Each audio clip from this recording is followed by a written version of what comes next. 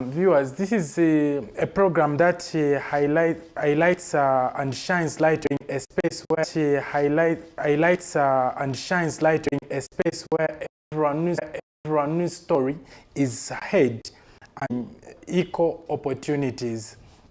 And in doing so, it supports the global goal of reducing inequality, and everyone has a chance to our guest, that is from Zambia Federation, and so many grants. I don't know whether you would want to know also my education background. Yeah. So would for disability inclusive. Brian, and my name is the Zambia Federation of Disability Organizations, is ZAFOD, represent in terms of just wanting to abilities, creating a society which so ensuring that and me, regardless of whether one has a disability, and ultimately ensure independent lives, not just contribute to the development of our society therein.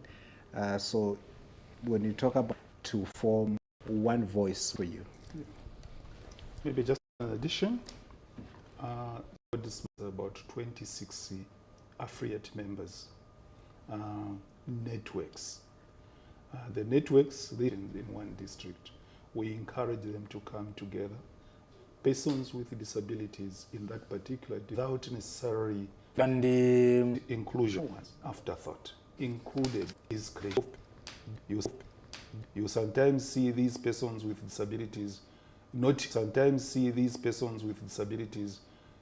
even taking part in the program, not even contributing anything. And it's so interesting topic for today that we have. Yeah, so how are persons with disabilities involved in designing, leading, and evaluating your awareness initiatives? Okay. What we do when we are creating an intervention, we don't just see research of some kind. Let me give you a very good example. When the decentralization policy came into this country, of course not when it came, of course when it was expanded, because decentralization has been there for some time. But when the New Dawn government came in, I think they amplified the decentralization program. So as disabilities, we are benefiting from the decentralization policy. So we did this survey in 10 districts, 2 per province. We did one in Eastern Province, we did another one in Western, Central, Southern, and Lusaka Province.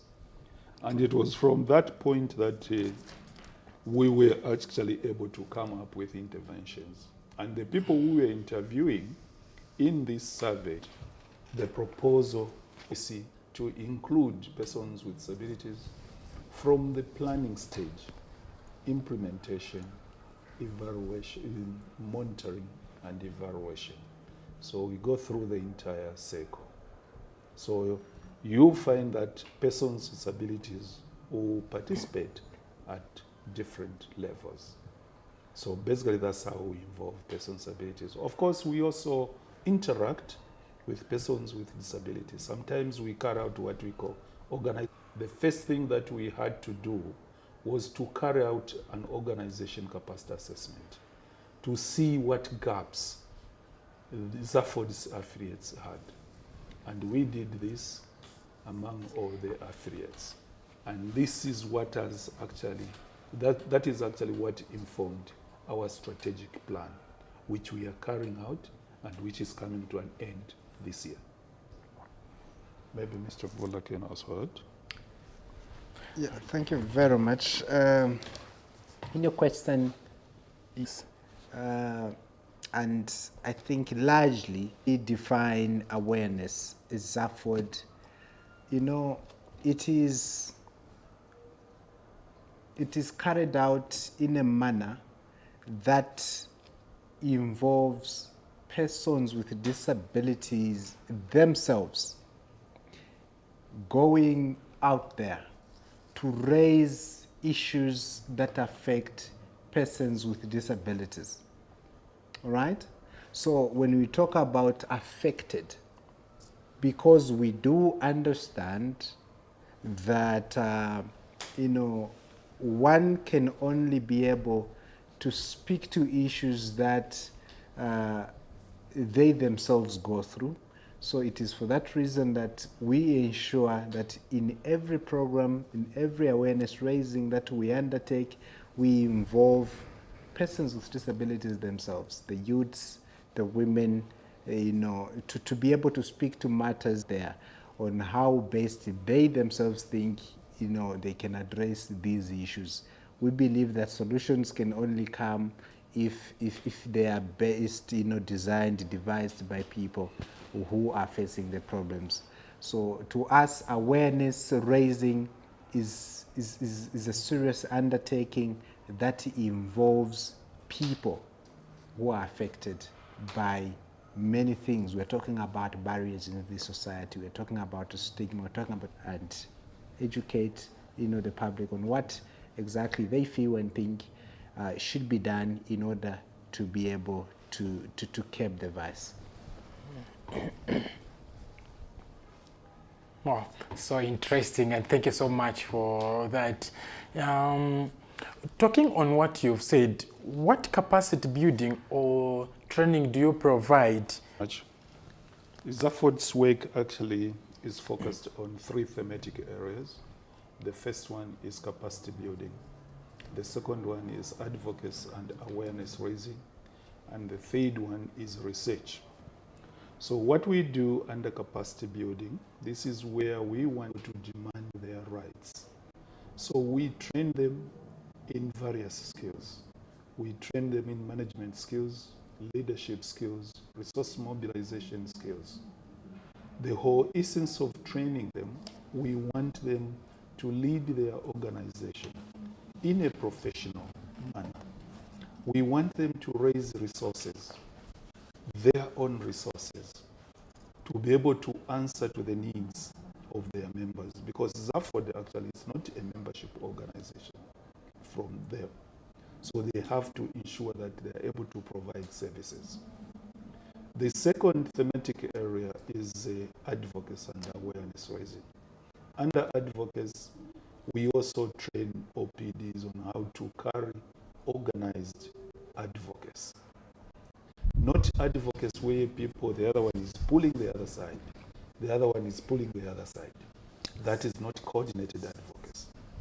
We want to do advocacy where people respect us and people who know what we want as persons with disabilities. Despite being in diversity, there are certain things that we need to come together and speak with one strong voice. Apart from that, we also advocate. There is usually a miss in terms of disability inclusion. So, for example, when there is a policy review, we want to ensure that persons with disabilities contribute to the reviewing process of that particular policy, so that their issues are included. And this is the only way we can actually achieve in. They come as an afterthought. So for us, we want to take advantage of this to ensure that the policies are inclusive. We also understand certain beliefs. We have the society that believes in certain things. In the past, in the tradition, we used to have, if you are born with a disability, you would actually be taken to a stream and they would throw you in water. And we thank God that we are not born during that time. Otherwise, you and me would have been thrown in water, my brother. That's true. We raise awareness. There are certain people that believe that if you get a piece of a person with albinism, you will become rich. Rich, yeah.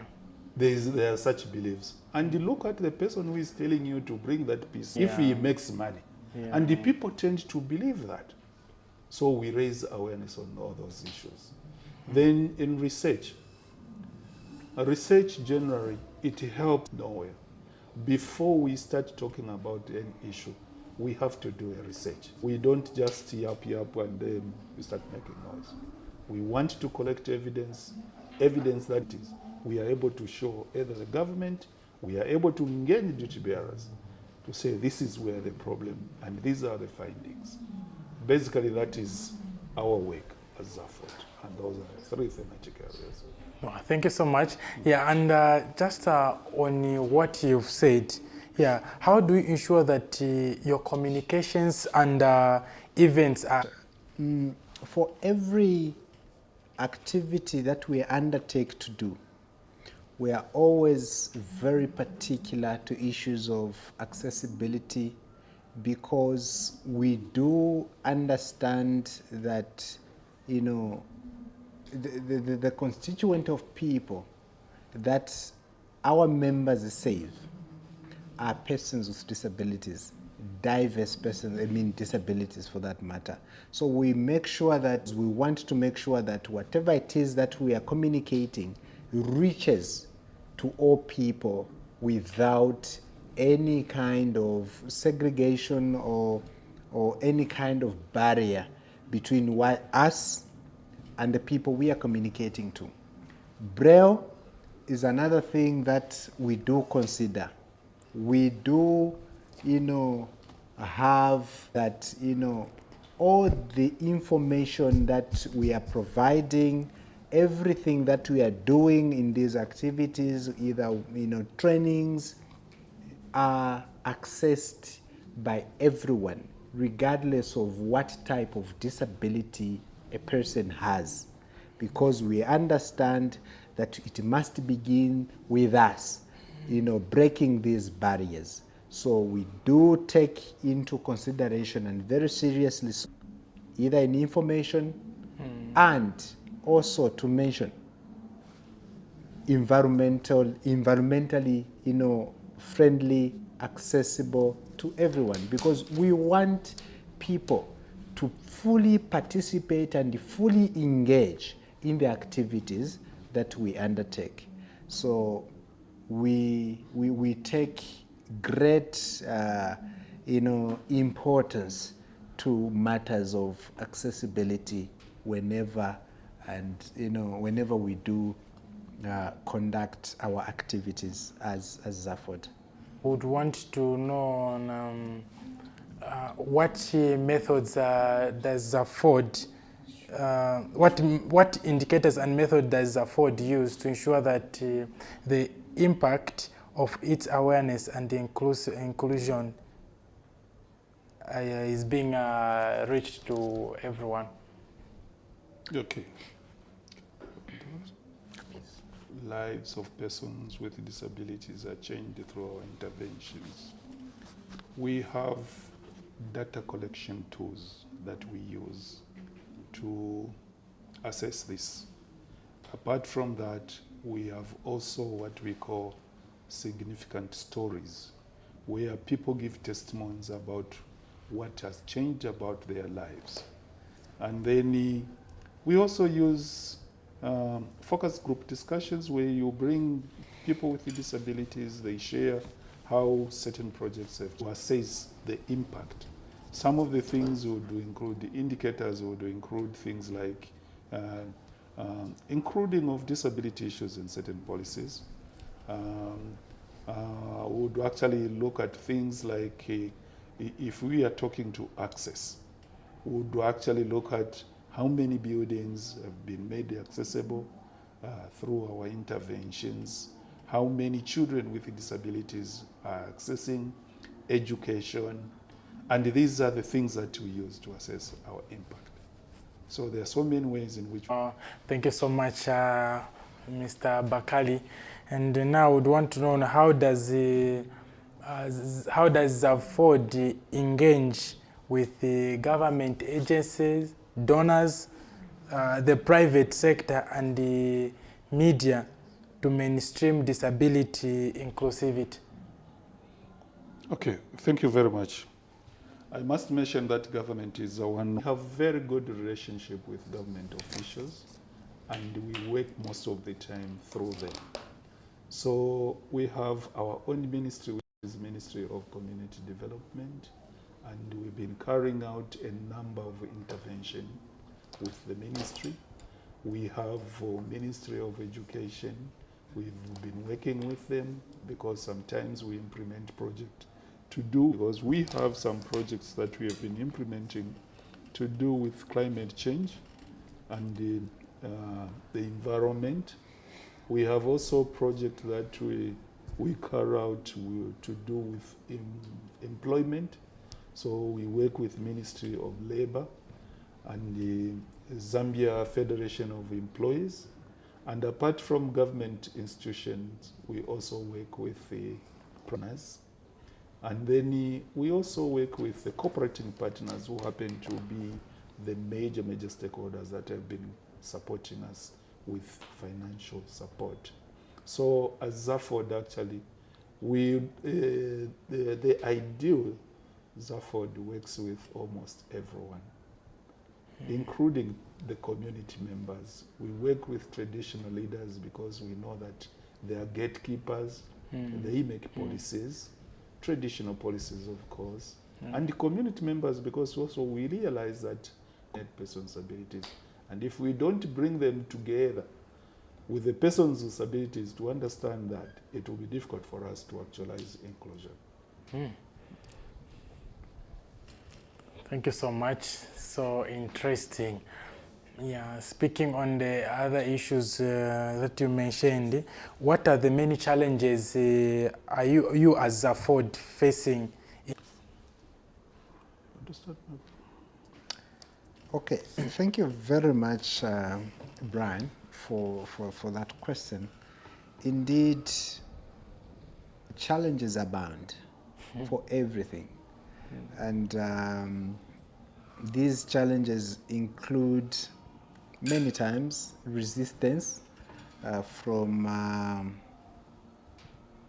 different, come to materialize in the immediate term, because maybe people perceive what you are saying is maybe sometimes you're just trying to make an unnecessary noise, and so change sometimes does not occur by you just undertaking one act. It requires you to do the same thing over and over again. To shift people's mindset requires time. We understand that to change people's perception about certain things, you're telling them what you're trying to achieve sinks, and make them begin to appreciate, to see the world from your own lenses, and appreciate that actually what we continue to speak. Ours is to speak. Ours is to continue knocking until when the doors open, people hear us, create that change that we so desire to make in society.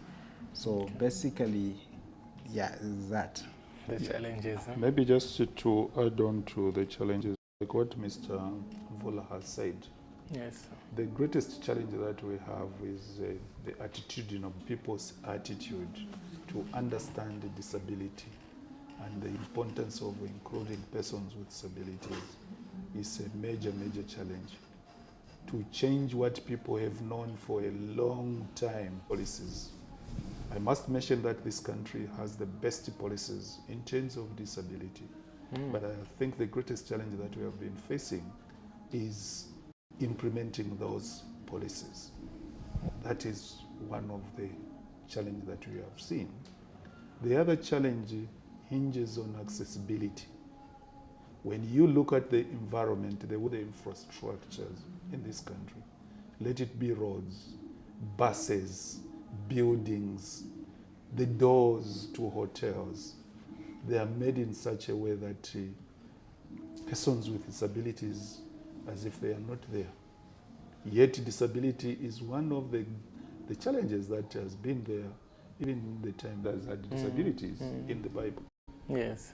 But the way the society has been made, is made in such a way that as if persons with disabilities, they do not exist. So my brother, those are some. Of course, we have also challenges within ourselves as organizations of persons together to speak with one strong voice. That is also a challenge. The last but not the least, and the major one, is resources. Sometimes at Zafford, we dream to reach out to the entire country, but sometimes we find ourselves not able to reach out the whole country because of not having enough, actually being able to reach the unreached. So those are the challenges that we face as Zafford in implementing our work. Yeah. Wow. Thank you so much. Thank you so much on that. Oh, sorry. I think you also talked to what are we doing to ensure that. I think Mr. Mvula has articulated leaders. And we've been using a Bemba saying, which says, pama pama pamo, what do we So that's the one we are using. So we have to continue beating the drum until one day that drum will develop a whole. Sir, you had talked about the challenges amongst the affiliate organizations. Yeah. Now, how does Zafford handle differing priorities or conflicts among member organizations while maintaining an inclusive umbrella role? Okay. Disability movement is not different from the general society. We are simply a reflection of we have divergent views on certain issues. But I think our approach as Zafford has always been that of advocacy, dialogue, where we sit together and think together, where you bring people on a round table and then you start explaining. And through that, that is the way we've been able to achieve conflicts. Of course, some of the conflicts hinge on probably personal. Differing doesn't mean you have to start fighting. You can differ on ideas, but you continue working together. Yeah, even me with my members of staff, there are times when I differ with my staff because of maybe having a different view. But we have still continued working with members of staff. Yeah, so that's the way we've been able to churn. And apart from that, we also build capacity of our members in terms of conflict resolution so that they are able to resolve problems. Thank you so much, sir. Yeah, and we would want to know, as Zafford, how are you being financed and staffed to fulfill its umbrella functions? And let me start with the last part. The resources are not sufficient, and I wish we could reach that level. Otherwise, we do not have sufficient resources. Our funding sources, generally, I think it comes from cooperating partners, all the funding that it is. As Zafford, we also have an IGA where we have a small room where we also sometimes have our meetings, and then the proceeds way of trying to sustain ourselves. So those are some of the resources.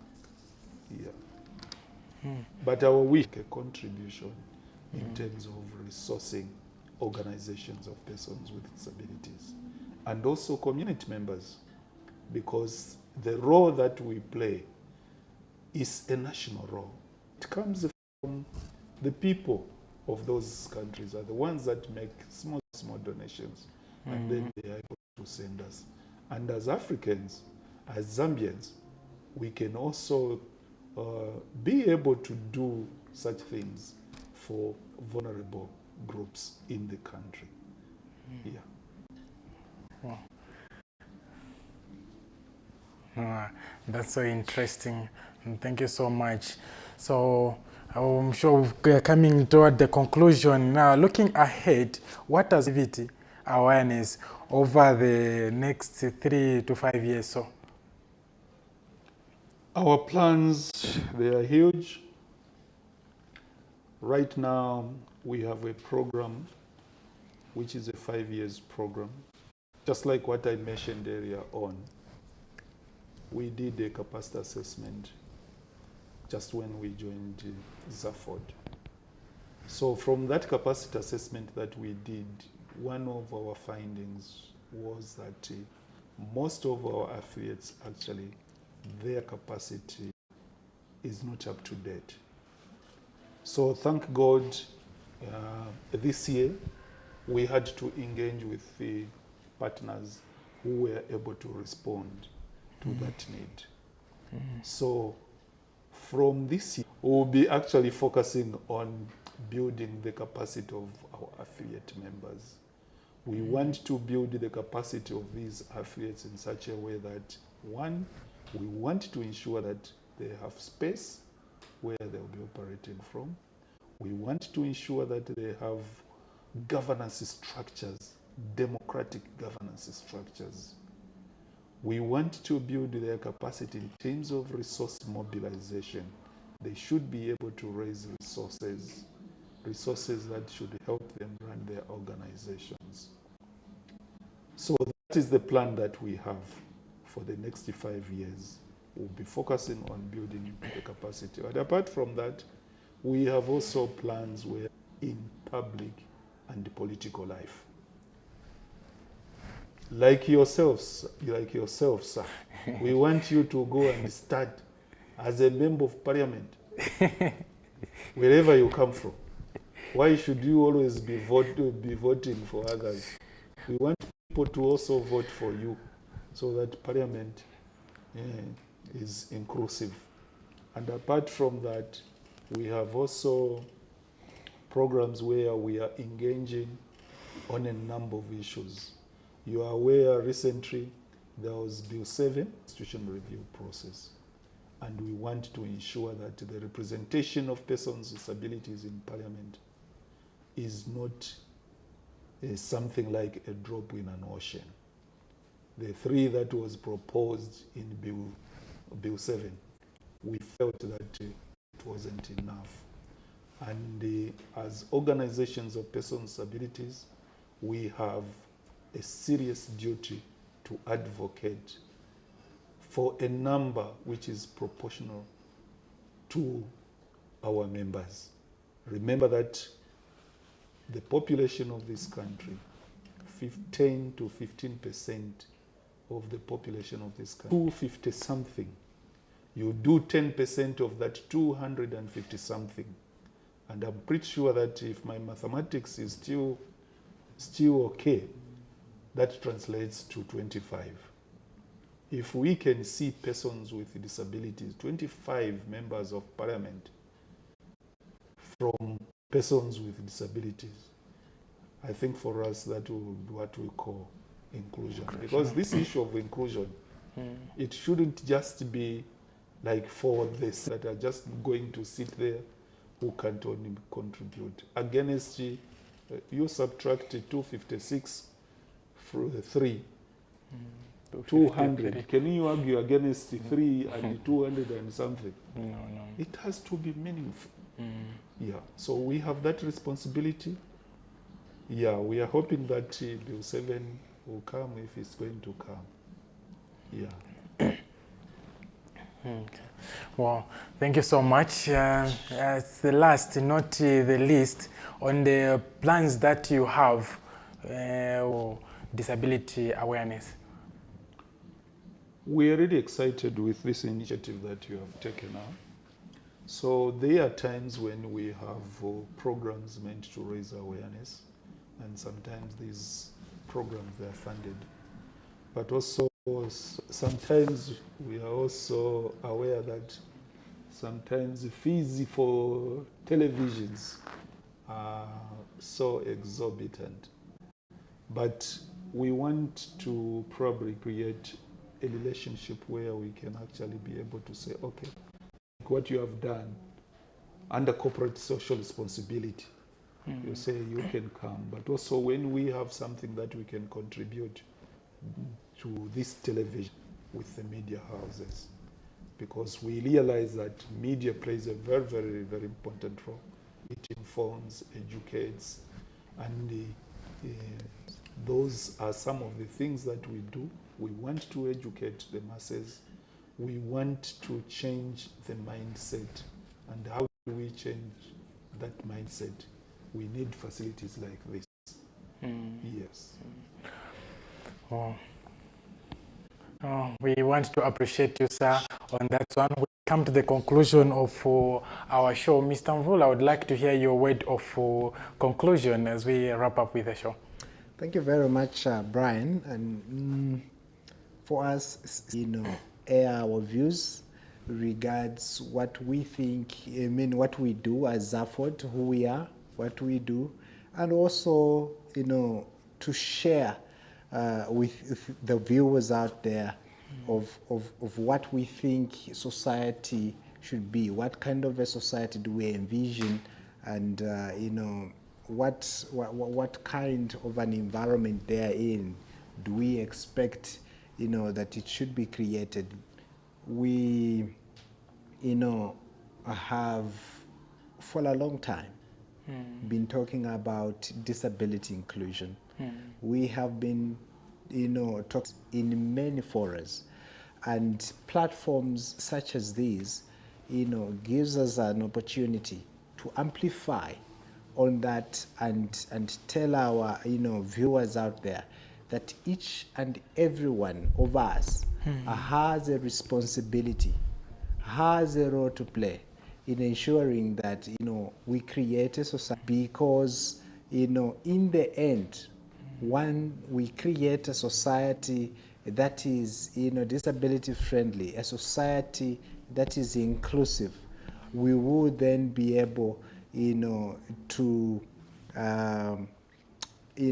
achieve what I would call a society that respects and upholds human rights, people's rights, to ensure that as a people, but most importantly, be a people who are not subject of handouts, charity, but people who are subject of development. We all want to contribute to various economic activities, and we can only do that if society is receptive, if a society is created where everyone is able to participate fully and meaningfully and contribute to the development thereof. So such future collaboration and engagement as we strive to make a society that is inclusive for persons with disabilities and everyone else. Wow, that's so wonderful. And thank you so much. We thank you all for the time, and Zafford, for your time to come and participate on our show. We look forward to another interesting opportunity to have. So please note that this program is still available for sponsorship for us to reach for more information and more interesting topics. So if you want some details, you can reach us on the 0974 758855. On behalf of all the entire production crew, I have been your presenter for today's episode, Brian Kachiza, and my sign language interpreters, that has been Fendeno and Blessing Sokauta. So I want to say, see you next week on the same. Ziko motwa santa sana.